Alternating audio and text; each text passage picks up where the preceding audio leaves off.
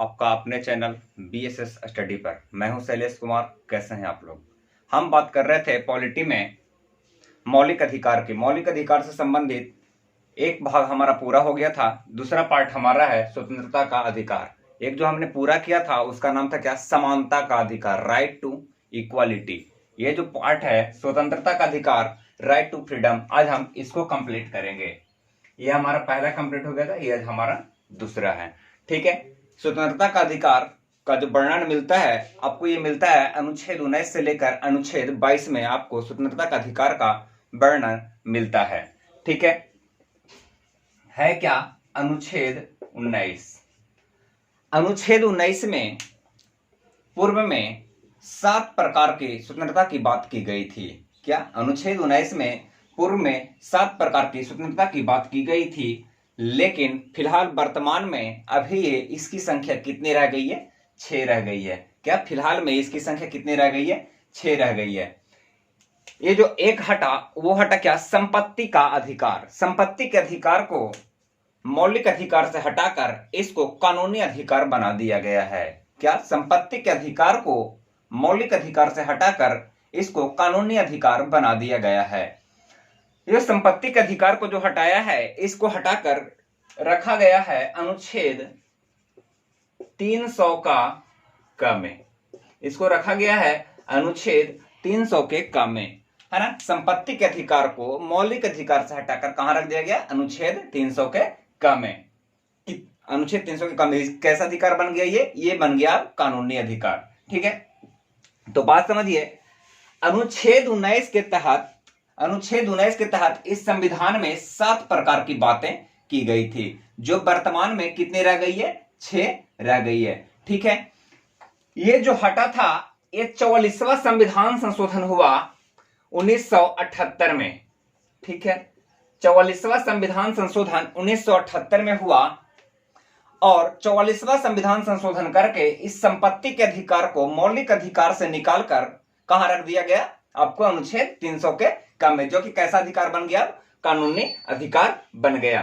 ठीक है, तो इसमें भी बहुत तरह की बातें हैं। जो 6 अधिकार जो बचते हैं वो 6 अधिकार देखते हैं क्या क्या है ना।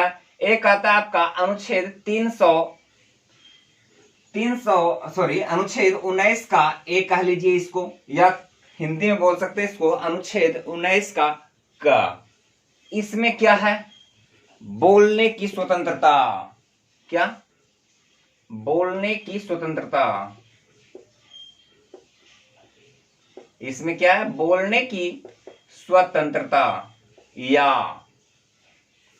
प्रेस की स्वतंत्रता इसी में है ना। ये क्वेश्चन बहुत ही फेमस क्वेश्चन है कि प्रेस की स्वतंत्रता का वर्णन अनुच्छेद कितना मिलता है। आपको ऑप्शन मिलेगा अनुच्छेद 19 का 1, 19 का 2, 19 का 3, 19 का 4। तो आपको क्या आंसर लगाना है? अनुच्छेद 19 का 1। ठीक है, अनुच्छेद 19 का ए रहेगा, का रहेगा और 1 रहेगा। ठीक है, अनुच्छेद 19 का 1 लगाना है, बोलने की स्वतंत्रता। ठीक है, उसके बाद आता है अनुच्छेद 19 का बी। ठीक है, उसके बाद आता है अनुच्छेद 19 का बी। देखिए इसका एक ट्रिक है, हम लिख देते हैं ट्रिक। इसका ट्रिक क्या है?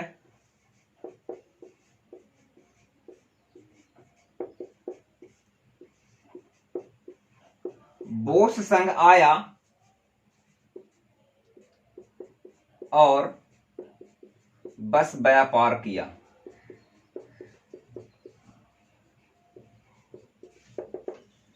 ठीक है, ये ट्रिक है ना। बोस संघ आया और बस, ये ट्रिक देखिए, ट्रिक है बोस संघ आया और बस व्यापार किया। ट्रिक क्या है? बोस संघ आया और बस व्यापार किया। अभी ट्रिक को रहने दीजिए, हम बता देते हैं, है ना। अनुच्छेद 19 ए देखिए क्या बोलता है कि बोलने की स्वतंत्रता। क्या है अनुच्छेद 19 में? बोलने की स्वतंत्रता, या बोले तो प्रेस की स्वतंत्रता का जो वर्णन है ये आपको मिलता है अनुच्छेद 19 का 1 में मिलता है। ठीक है, उसके बाद आता है अनुच्छेद 19 का 2 या बी कह लीजिए, है ना। उसमें क्या है? बिना शस्त्र के, है ना। क्या? बिना शस्त्र के शांतिपूर्वक एकत्रित होने की स्वतंत्रता। ऐसा नहीं है कि बंदूक गोला बारूद लेके गए, है ना, एक जगह एकत्रित हो गया कि प्लान बना दिया, यहाँ उड़ा देना वहां उड़ा देना, है ना, ऐसा नहीं। बिना शस्त्र के शांतिपूर्वक एकत्रित होने की स्वतंत्रता या सभा करने की आजादी, है ना, या सभा करने की आजादी, दोनों एक ही चीज है ना। उसके बाद क्या बोलता है अनुच्छेद 19 का सी, संघ बनाने की स्वतंत्रता, है ना। संघ आप बना सकते हैं, लेकिन ऐसा नहीं है कि कोई ऐसा संघ नहीं बनाना है जो कि समाज के हित में ना हो, है ना। पता चला कोई ऐसा संघ बना लिए कि उसका ताल्लुक कोई आतंकवादी संगठन से है और यहाँ विचार कर रहा है कि ताजमहल उड़ाना है, ये उड़ाना है, वो उड़ाना है ना, ऐसा नहीं है। संघ बनाने के मतलब कि ऐसा काम करना है आपको, जो आपको जो मौलिक अधिकार मिला है उसमें आपको ऐसा कोई काम नहीं करना है जो कि समाज के हित में ना हो। आपको हमेशा वो ऐसा काम करना है जो कि समाज के हित में हो, ठीक है। तो संघ बनाने की स्वतंत्रता, बिना शस्त्र के शांतिपूर्वक एकत्रित होने की स्वतंत्रता या सभा करने की स्वतंत्रता, बोलने की स्वतंत्रता, प्रेस की स्वतंत्रता, ठीक है। देखिए इसका ट्रिक कैसे कैसे काम करता है ना। यहां पर है क्या बोस, है ना, यहां पर है क्या बोस, तो बोस से क्या बोलने की स्वतंत्रता, यहां से पता लग जाए क्या बोलने की स्वतंत्रता, ये कहा अनुच्छेद 19 का 1 में, ठीक है। बोलने की स्वतंत्रता एक है क्या, देखिए यहां पर होगा सभा करने की स्वतंत्रता, है ना। तो सभा करने, यहां स से क्या हो गया सभा करना, तो अनुच्छेद 19 का 2, है ना, अनुच्छेद 19 का 2। एक है क्या संघ बनाने की स्वतंत्रता, जो संघ है संघ से हम याद रखेंगे क्या संघ बनाने की स्वतंत्रता, अनुच्छेद 19 का सी कह लीजिए, यहां पर ए बी सी कर देते हैं, ए बी और क्या सी, है ना, संघ बनाने की स्वतंत्रता। अब आएगा, यहां तक देख लीजिए, चाहे तो स्क्रीनशॉट ले लीजिए या आप लिख सकते हैं, नोट कर सकते हैं, ठीक है। अनुच्छेद 19 का ए बोलने की स्वतंत्रता या बोले तो प्रेस की स्वतंत्रता। इसी में एक और क्वेश्चन पूछा गया है कि अभिव्यक्ति की स्वतंत्रता का वर्णन अनुच्छेद कितना में मिलता है, क्या अभिव्यक्ति की स्वतंत्रता का उल्लेख अनुच्छेद कितना में मिलता है, तो इसी में आगे हम बात करेंगे इसके बारे में, है ना, अभिव्यक्ति के बारे में बात करेंगे अभी, ठीक है। तो अनुच्छेद 19 का एक क्या बोलता है बोलने की स्वतंत्रता या प्रेस की स्वतंत्रता, अनुच्छेद 19 का बी क्या बोलता है बिना शस्त्र के शांतिपूर्वक एकत्रित होने की स्वतंत्रता या कहें तो सभा करने की स्वतंत्रता, ठीक है। अनुच्छेद 19 का सी क्या बोलता है संघ बनाने की स्वतंत्रता, ठीक है। अब देखिए आगे,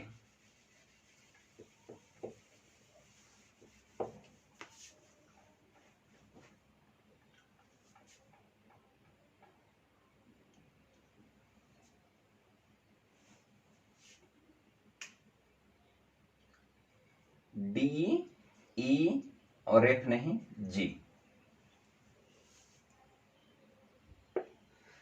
अनुच्छेद 19 का डी क्या कहता है आया, आया से क्या हो जाएगा कहीं भी आने जाने की स्वतंत्रता, क्या यहां पर लिख लीजिए कहीं भी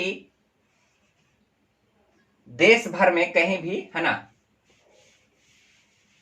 देश भर में कहीं भी आने जाने की स्वतंत्रता,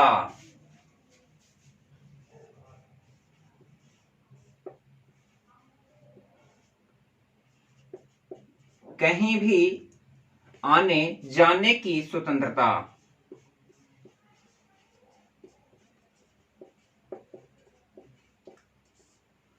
है ना, कहीं भी आने जाने की स्वतंत्रता, देश भर में नहीं कहीं पर भी, है ना, ऑल ओवर द वर्ल्ड कहीं पर भी आने जाने की स्वतंत्रता। मान लीजिए कि कोई व्यक्ति है ना, अगर उसका इच्छा कर रहा है कि हम यहां से सिंगापुर घूमने जाएं, है ना, और पता चला क्या कि सरकार ने मना कर दिया कि आप सिंगापुर नहीं जा सकते हैं, है ना, हाँ बशर्ते कि आपके ऊपर कोई आरोप नहीं होना चाहिए, कोई ऐसा आरोप नहीं होना चाहिए जिससे कि भारत सरकार को ऐसा लगता हो कि आप देश छोड़कर भाग रहे हैं, है ना। जैसे कि मान लीजिए कि बहुत सारा पैसा उधार ले लिए, है ना, बहुत सारा पैसा उधार ले लिए और अब सोच रहे हैं कि अब जाके कहीं से कहीं दूसरे देश में सेटल हो जाएं, तो ऐसा नहीं चलेगा, है ना। एक नॉर्मल इंसान, है ना, एक जनरल आदमी, है ना, उसका ये मौलिक अधिकार है कि वो कहीं पर भी आ सकता है जा सकता है ना। तो क्या है कहीं भी आने जाने की स्वतंत्रता। एक और आता है क्या बस, है ना, मतलब क्या देश के भूभाग में, देश के देश के किसी भी भूभाग में बसने की स्वतंत्रता। देश के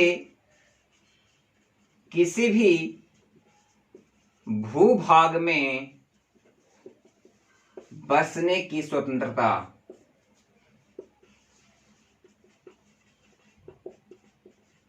है ना, देश के किसी भी भूभाग में बसने की स्वतंत्रता, इसका वर्णन कहां पे मिलता है? आपका अनुच्छेद 19 के ई में मिलता है। यहां से बस है ना, तो यहां से क्या कर दीजिए, अनुच्छेद 19 का ई कर दीजिए, है ना, अनुच्छेद 19 का ई कर दीजिए। और जो आपका छठा जो मौलिक अधिकार था, संपत्ति का अधिकार, उसको 44वें संविधान संशोधन 1978 ईस्वी के द्वारा हटा के मौलिक अधिकार की संज्ञा से निकालकर उसको कहां रख दिया गया?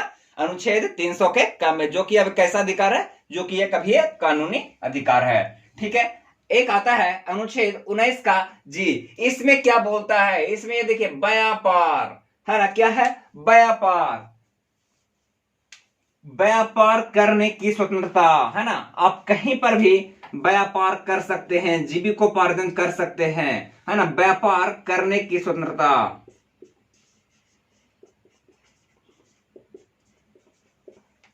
है ना, व्यापार आप कर सकते हैं, जीवन जी सकते हैं, जीविकोपार्जन कर सकते हैं, कमा सकते हैं, खा सकते हैं, कोई दिक्कत नहीं है सरकार को। ठीक है, तो आपका ये जो मौलिक अधिकार जो मिला था अनुच्छेद 19 के 1 में, इसमें क्या मिला था?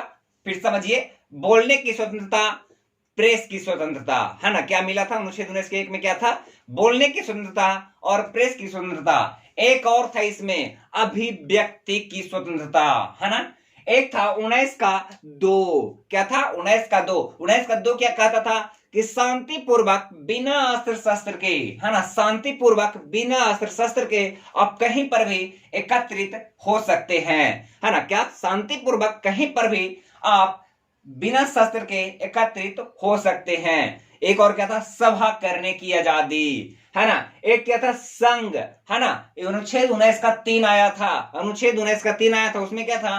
संघ बनाने की आजादी, क्या था? संघ बनाने की स्वतंत्रता था। ठीक है, उसके बाद आया अनुच्छेद 19 का 4, इसमें क्या था? कहीं पर भी आने जाने की स्वतंत्रता, है ना, देश के किसी भी कोने में, है ना, या और भी कहीं, है ना, कहीं पर भी आने जाने की स्वतंत्रता, है ना। अनुच्छेद 19 का ई क्या कहता है? देश के किसी भी भूभाग में बसने की स्वतंत्रता। क्या कहता है? देश के किसी भी भूभाग में बसने की स्वतंत्रता।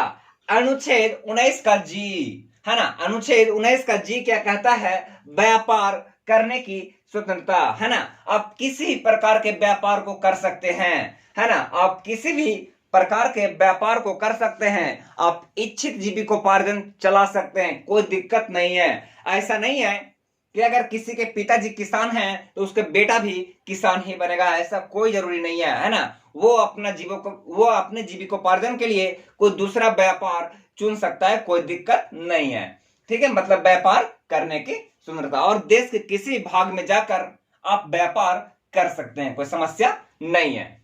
ठीक है, इतना तक हमारा था। एक और आता है क्या? अभिव्यक्ति की आजादी। एक बात समझिए,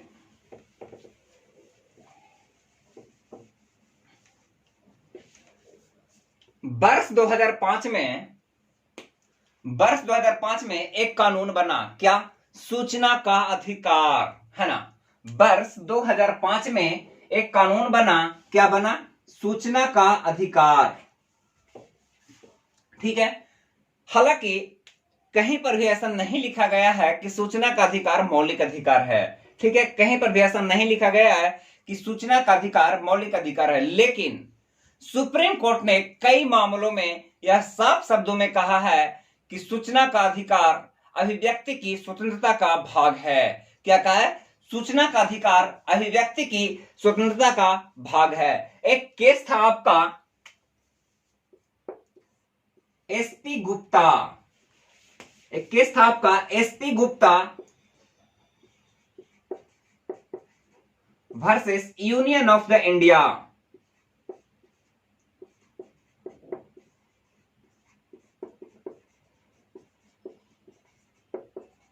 SP Gupta versus union of the India के मामले में सुप्रीम कोर्ट ने यह साफ शब्दों में कहा था कि अभिव्यक्ति की स्वतंत्रता का जो अभिव्यक्ति की स्वतंत्रता है ये मौलिक अधिकार के तहत ये काउंट किया जाएगा। मतलब कि जो अभिव्यक्ति की स्वतंत्रता है इसको अनुच्छेद 19 का 1 के तहत इसको रखा जाएगा, है ना। क्या बोला था? अभिव्यक्ति की स्वतंत्रता अनुच्छेद 19 के 1 के तहत रखा जाएगा, है ना। ये इस कैटेगरी में शामिल होगा। किस कैटेगरी में? अनुच्छेद 19 का 1 में क्या है? बोलने की स्वतंत्रता या प्रेस की स्वतंत्रता। अच्छा, आप अपना अभिव्यक्ति, आप अपना विचार कैसे कैसे प्रकट कर सकते हैं? बोलकर कर सकते हैं, चुप रहकर कर सकते हैं। चुप रह के कैसे कीजिएगा? इशारा से, है ना। बोलकर कर सकते हैं, चुप रह के कर सकते हैं, कोई सिंबल दिखाकर आप कर सकते हैं, लिख कर कर सकते हैं, है ना। आप कैसे कैसे अपना अभिव्यक्ति प्रकट कर सकते, विचार प्रकट कर सकते हैं? लिखकर, बोलकर, चुप रहकर, है ना। आप इस तरह से आप अपना विचार प्रकट कर, जो विचार प्रकट करते हैं वही तो अभिव्यक्ति है, वही तो आपका विचार है। जो विचार आप प्रकट कर रहे हैं वही तो आपका अभिव्यक्ति है। तो इस कारण से सुप्रीम कोर्ट ने कई मामलों में यह साफ शब्दों में कहा है कि अभिव्यक्ति की स्वतंत्रता को अनुच्छेद 19 के 1 के तहत रखा जाएगा। ये बोला था, पहला केस था SP Gupta versus union of the India के मामले में, ठीक है। एक और केस था, उनका नाम है नवीन जिंदल। आप नाम सुने होंगे, है ना। एक व्यक्ति है नवीन जिंदल, उनकी कंपनी है, स्टील वगैरह सब चीज की कंपनी है। Naveen Jindal,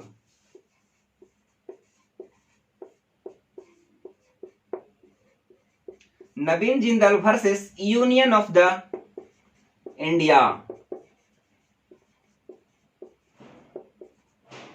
Naveen Jindal versus union of the India. ये पहला केस था जिसमें क्या बोला था कि अभिव्यक्ति की स्वतंत्रता मौलिक अधिकार में जो अनुच्छेद 19 का 1 है उसका ही भाग है ना। फिर क्या बोला? Naveen Jindal versus union of the India. बात समझिए, इनका क्या केस था। इनकी जो फैक्ट्री है, ये अपने फैक्ट्री के ऊपर राष्ट्रध्वज तिरंगा लहराए थे, है ना। राष्ट्रध्वज तिरंगा लहराए थे, तो इनके ऊपर केस हो गया, केस हुआ, केस गया सुप्रीम कोर्ट में। जब सुप्रीम कोर्ट में जब सुनवाई हो रहा था तो यह साफ शब्दों में बोला गया कि कोई भी व्यक्ति अपने दुकान, छत, कंपनी इत्यादि पर राष्ट्रध्वज तिरंगा फहरा सकता है, लगा सकता है ना। क्या बोला?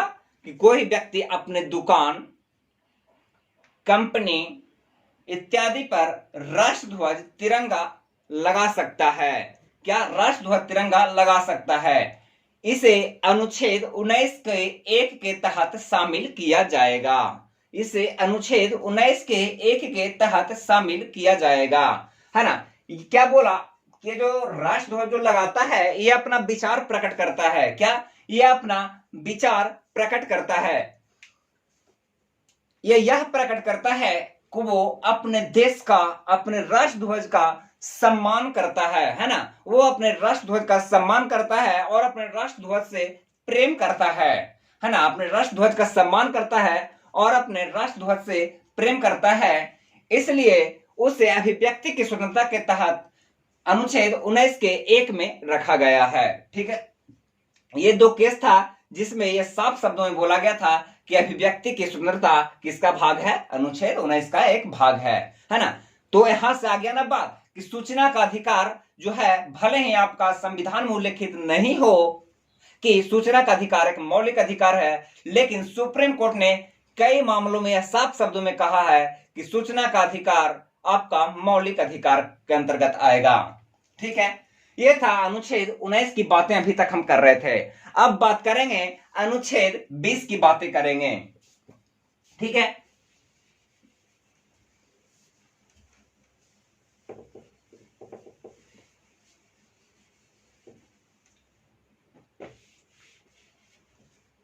अनुच्छेद 19 वाला वो जो ट्रिक था याद रखिएगा, बोझ संघ आया और बस व्यापार किया, ठीक है। वो ही सब कंप्लीट हो जाएगा, ठीक है। अब बात करते हैं अनुच्छेद 20 की।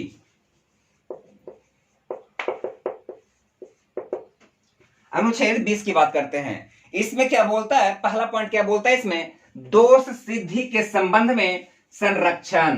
क्या बोलता है? दोष सिद्धि के संबंध में संरक्षण। अनुच्छेद 20 क्या कहता है? अपराधों के लिए दोष सिद्धि के संबंध में संरक्षण। क्या कहता है? अपराधों के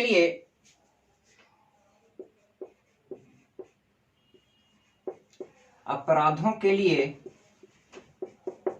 दोष सिद्धि के संबंध में संरक्षण, है ना? क्या कहता है? अपराधों के लिए दोष सिद्धि के संबंध में संरक्षण। अनुच्छेद 20 में किसका उल्लेख मिलता है? अपराधों के लिए दोष सिद्धि के संबंध में संरक्षण। इसमें एक और पॉइंट डालिएगा और नोट कीजिएगा, किसी अपराध के लिए, क्या किसी एक अपराध के लिए किसी व्यक्ति को एक ही बार सजा मिलेगी? क्या किसी एक अपराध के लिए किसी एक व्यक्ति को किसी एक अपराध के लिए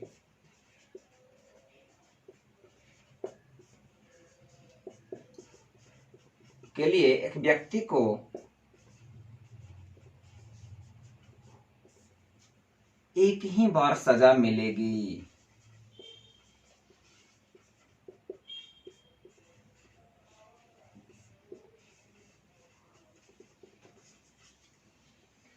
क्या बोलता है? अनुच्छेद 20 का एक क्या बोलता है? किसी एक अपराध के लिए एक व्यक्ति को एक ही बार सजा मिलेगी। हम सब जानते हैं दोस्तों कि हमारे पूर्व प्रधानमंत्री राजीव गांधी की हत्या कर दी गई थी। 21 मई 1991 ईस्वी को हमारे पूर्व प्रधानमंत्री राजीव गांधी की हत्या कर दी गई थी। ठीक है, जिन लोगों ने हत्या किया उन लोग पकड़े गए, उन लोगों का केस चला, ट्रायल कोर्ट में केस चला, है ना? उन लोगों का केस ट्रायल कोर्ट में चला। ठीक है, हमारे पूर्व प्रधानमंत्री राजीव गांधी की हत्या 21 मई 1991 ईस्वी को कर दी गई। जिन लोगों ने हत्या कर दी उनको गिरफ्तार कर लिया गया और उनके खिलाफ ट्रायल कोर्ट में मुकदमा चला, है ना? ट्रायल कोर्ट ने उन्हें 1994 ईस्वी में, कितना ईस्वी में, इसको ईस्वी को ध्यान रखते चलेगा, है ना? ट्रायल कोर्ट ने उन्हें 1994 ईस्वी में फांसी की सजा सुनाई। क्या? ट्रायल कोर्ट ने 1994 ईस्वी में उन्हें फांसी की सजा सुनाई, जिसके खिलाफ उन्होंने मद्रास हाई कोर्ट में अपील किया। क्या?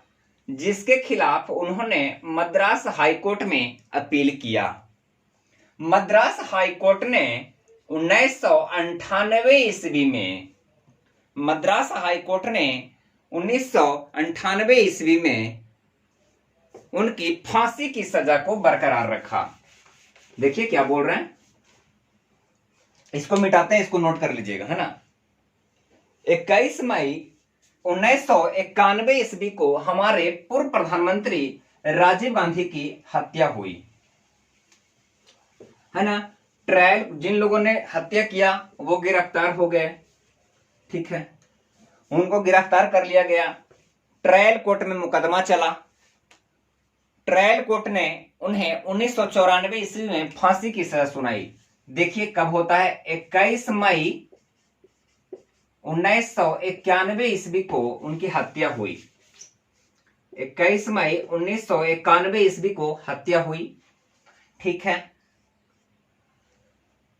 1994 ईस्वी में ट्रायल कोर्ट ने फांसी की सजा सुनाई।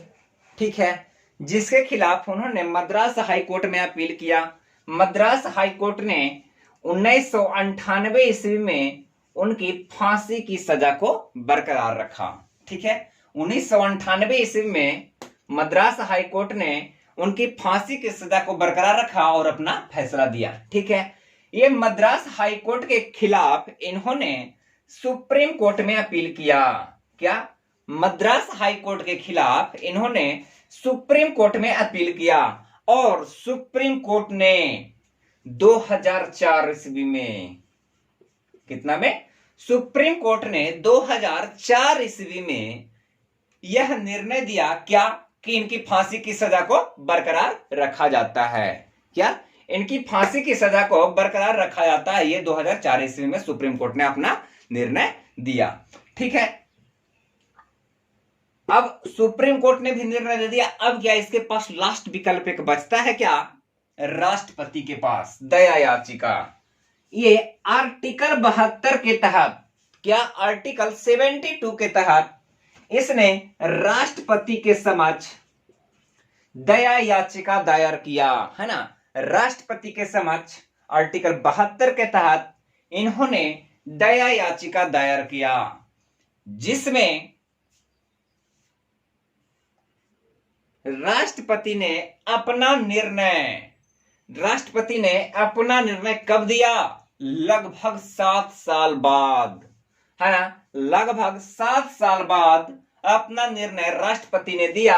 कब? 2011 ईस्वी में। 2011 ईस्वी में राष्ट्रपति ने अपना निर्णय दिया और इनकी फांसी की सजा को बरकरार रखा।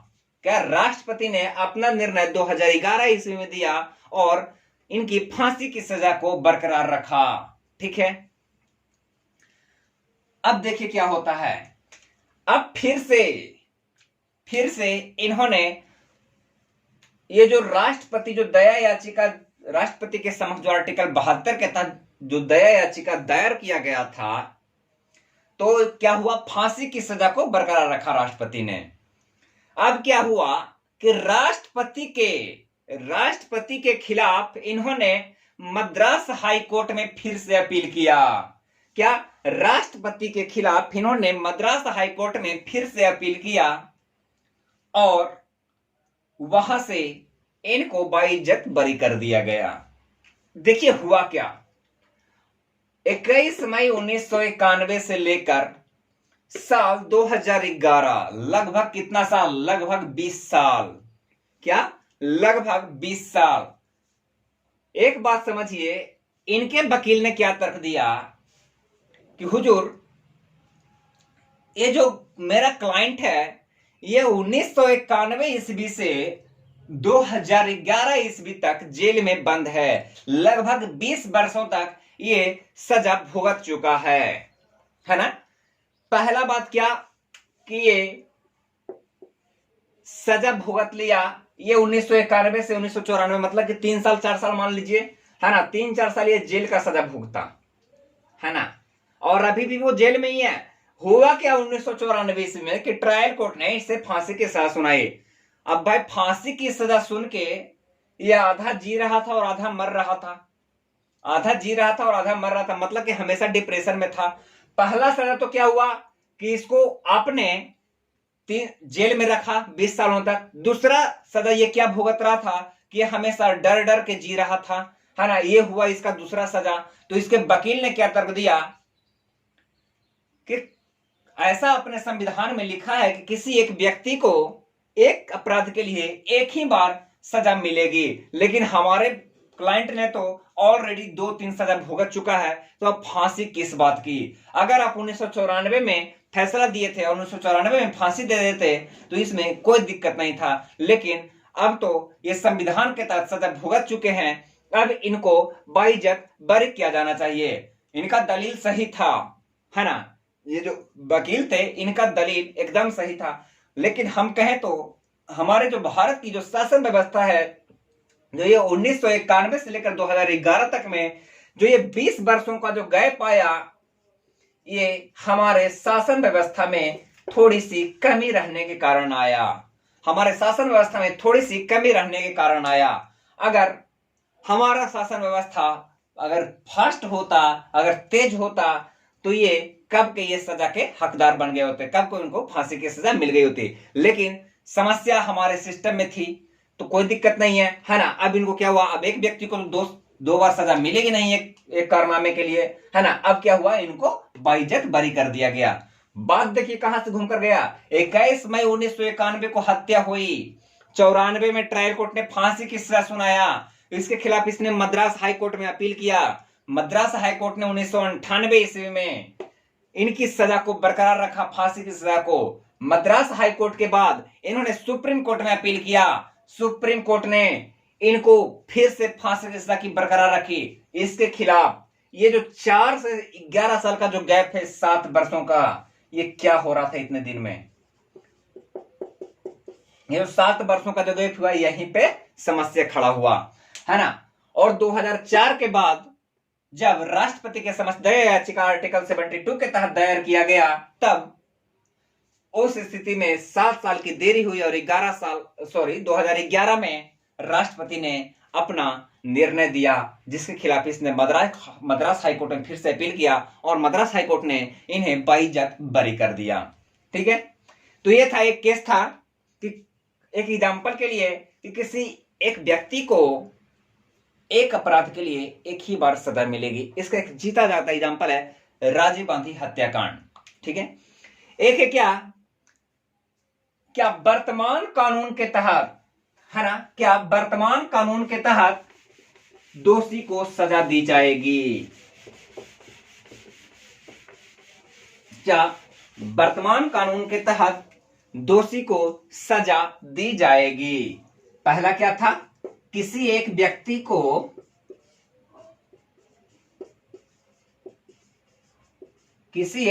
को एक अपराध के लिए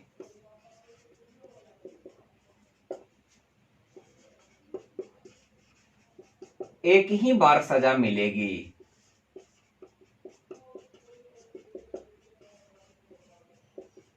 किसी एक व्यक्ति को एक अपराध के लिए एक ही बार सजा मिलेगी। दूसरा में क्या था आपका? वर्तमान कानून के तहत ही दोषी को सजा दी जाएगी। वर्तमान कानून के तहत ही दोषी को सजा दी जाएगी। वर्तमान कानून के तहत दोषी को सजा दी जाएगी।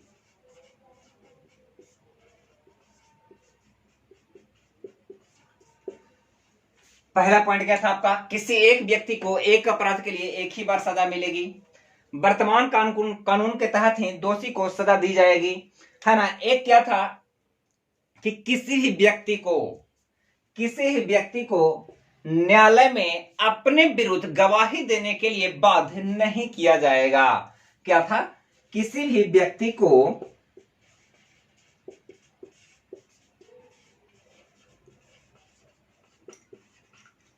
व्यक्ति को न्यायालय में अपने विरुद्ध गवाही देने के लिए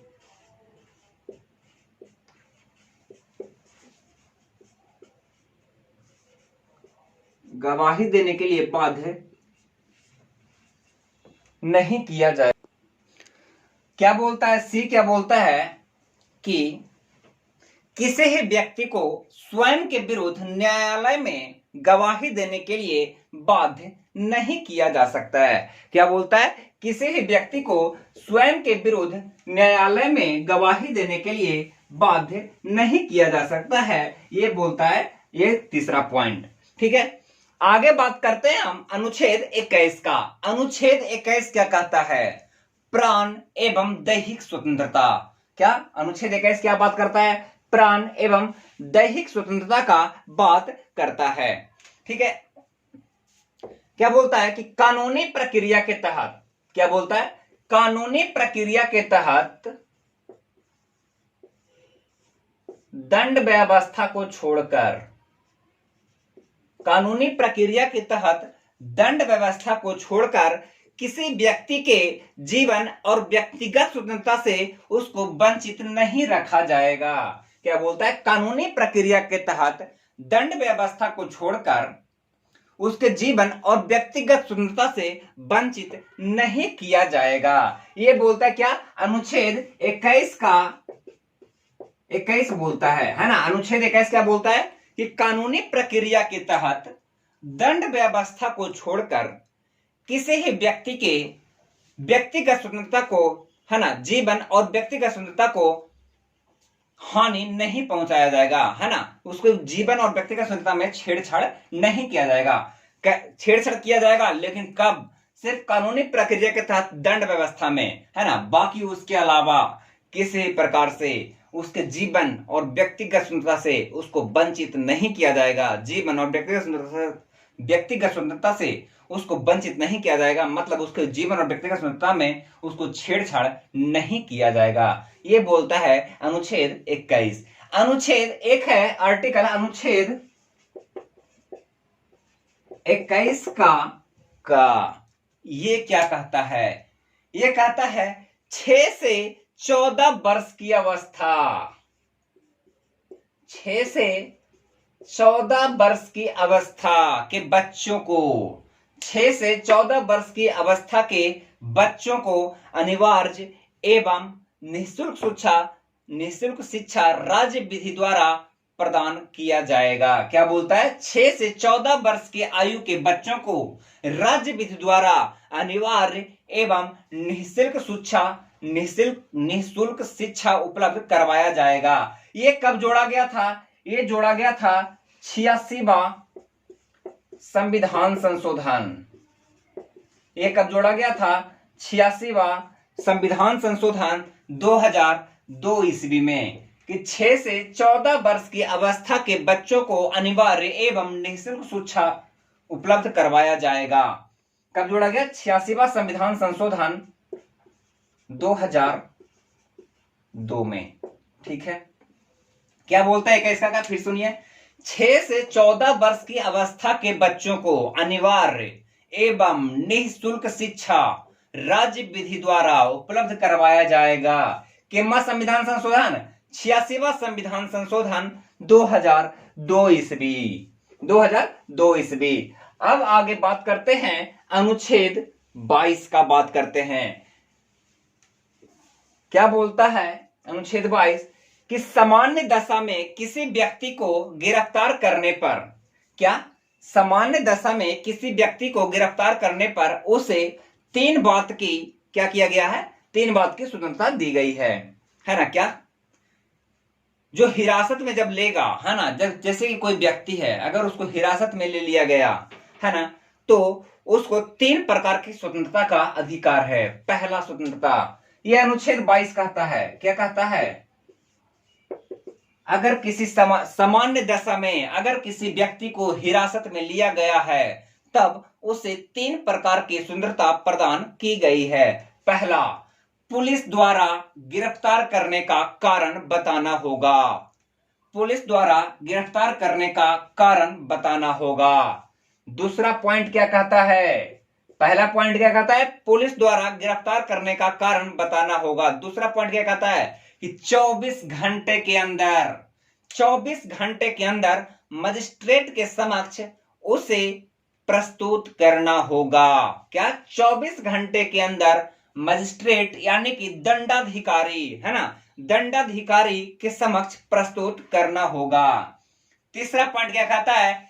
हिरासत में लिए गए व्यक्ति को, है ना, हिरासत में लिए गए व्यक्ति को अपनी पसंद के, हिरासत में लिए गए व्यक्ति को अपनी पसंद के वकील से सलाह लेने की अनुमति होगी। क्या बोलता है? हिरासत में लिए गए व्यक्ति को अपनी पसंद के वकील से सलाह लेने की अनुमति होगी। समझिए, अनुच्छेद जो 22 है इसमें क्या बोलता है? कि सामान्य दशा में अगर किसी व्यक्ति को गिरफ्तार किया गया है, तब उसे 3 प्रकार की स्वतंत्रता दी गई है। पहला स्वतंत्रता क्या है? पहला स्वतंत्रता यह है कि हिरासत में पुलिस द्वारा, जो हिरासत पुलिस जो है हिरासत में जो ले रहा है, तो उसको उसका कारण बताना होगा। दूसरा क्या है? कि 24 घंटे के अंदर दंडाधिकारी के समक्ष प्रस्तुत करना होगा। क्या दूसरा? 24 घंटे के अंदर दंडाधिकारी के समक्ष प्रस्तुत करना होगा। तीसरा क्या है? हिरासत में जो व्यक्ति को लिया गया है, उस व्यक्ति को अपने पसंद के वकील से सलाह लेने का अधिकार होगा। क्या है? अपने पसंद के वकील से सलाह लेने का अधिकार होगा। उसके बाद नोट करके लिख लीजिएगा कि उपरोक्त 3 बातें उस पर लागू नहीं होती है। क्या? उपरोक्त 3 बातें उस पर लागू नहीं होती है जिसे निवारक निरोध कानून के तहत गिरफ्तार किया गया हो। क्या है? उपरोक्त 3 बातें उस पर लागू नहीं होती है जिसको निवारक निरोध कानून के तहत गिरफ्तार किया गया हो, है ना। एक बात किए थे, समझिए, जब पढ़ रहे थे हम, नागरिकता वाला चैप्टर पढ़ रहे थे, उसमें बात किए थे कि नागरिक व्यक्ति जो है ना, व्यक्ति 2 प्रकार के लोग रहते हैं, एक देशी नागरिक, एक विदेशी नागरिक। विदेशी नागरिक में क्या बताए थे? एक विदेशी शत्रु, एक विदेशी मित्र। तो जो विदेशी शत्रु है ना, जो विदेशी शत्रु जो दोस्त है मेरा, है ना, विदेशी शत्रु जो देश है ना, उस देश के